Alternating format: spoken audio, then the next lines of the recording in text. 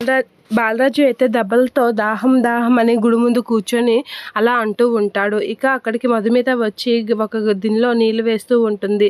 అలా తన దగ్గర ఉన్న బాటిల్‌తో వాటర్ అయితే అక్కడ ఉన్న బౌల్‌లో అయితే వేస్తూ ఉంటుంది. అలా బౌల్‌లో వాటర్ వేసి "ఏండి నీళ్ళు పోసాను తాగండి" అనైతే చెప్తూ ఉంటుంది. అలా చెప్పేసి బాటిల్ కప్పు వేసి సంచిలో పెడుతూ ఉంటుంది. ఇక సంచిలో తన దగ్గర ఉన్న పులిహోరని తీసి అక్కడ పెట్టి ఇలా చెప్తూ ఉంటుంది. నీళ్ళు తాగేసి పులిహోర కూడా తినండి అని చెప్పేసి చిన్ని అయితే చేసి అక్కడ తన సంచిలో ఉన్న పులిహోరని తీసి అక్కడ పెట్టేసరికి ఇక అతనైతే దాహం దాహం అనుకునే ఉంటాడు. ఇక అలా పెట్టేసి చిన్ని అలా చెప్పి అక్కడి నుంచి వెళ్ళిపోతూ ఉంటుంది మధుమిత. అలా చెప్పగానే అక్కడ ఉన్న అతనైతే పులిహోర తింటూ "ఏమయ్యా ఆ బంగారు తల్లి నీకు నీళ్ళు వేసింది తాగు" అని చెప్పేసి అంటూ ఉంటాడు. ఇక అలా అనేసి దాహం దాహం అని అంటుంటే అలా అంటూ తన చేతికైతే నీళ్ళు ఇస్తూ ఉంటాడు. అలా తను నీళ్ళు ఇవ్వగానే నీళ్ళు తాగుతూ ఉంటాడు బాలరాజు. అలా బాలరాజు నీళ్ళు తాగగానే ఇగో నీళ్ళు అయిపోయాక పులిహోర తిను అని చెప్పేసి పులిహోర కూడా ఇస్తూ ఉంటాడు. అలా నీళ్ళు తాగిన వెంటనే పులిహోర కూడా ఇచ్చి పులిహోర కూడా తింటూ ఉంటాడు. అలా